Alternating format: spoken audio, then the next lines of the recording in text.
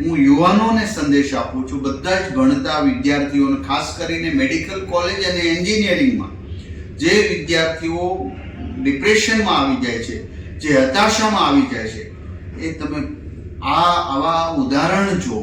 તમે ગીતાના કર્મવાદમાં માનો ને તમારા મમ્મી પપ્પાએ વાવેલા સ્વપ્ને નાપાસ થઈને મમ્મીને ફોન કરો, હું નાપાસ થયો છું, નાપાસ થવું અને હું ફરી વખત ટ્રાય કરીને પાસ થઈશ, આવા આભને આંબે એવા સ્વપ્ન સાથે તમે તમારા મમ્મી પપ્પાનું જોઈને આગળ ચાલો.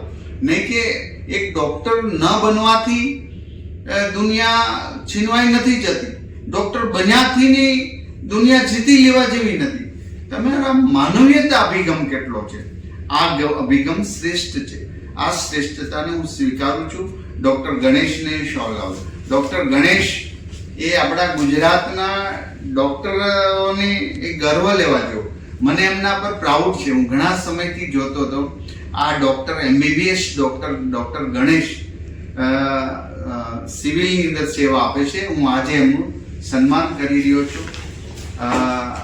યુથ માટે પ્રેરણારૂપ છે અને બધા જ મેડિકલ સ્ટુડન્ટ્સને પણ હું ખાસ વિનંતી કરું છું, તમે ભણો.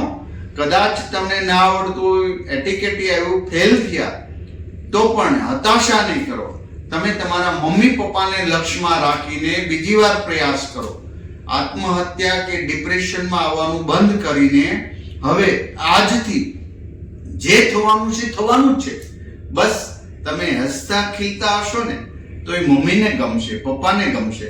તમે હોસ્ટેલમાંથી ઘરે જાઓ અને મમ્મી પપ્પાને સમય આપશો, ભાઈને પણ સમય આપશો, બહેનને સમય આપશો.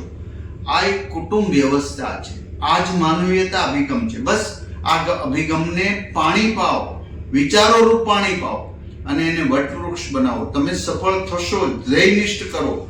અને માત્ર પાસ થવું ને નાપાસ થવું એ સફળતાની માપદંડ નથી.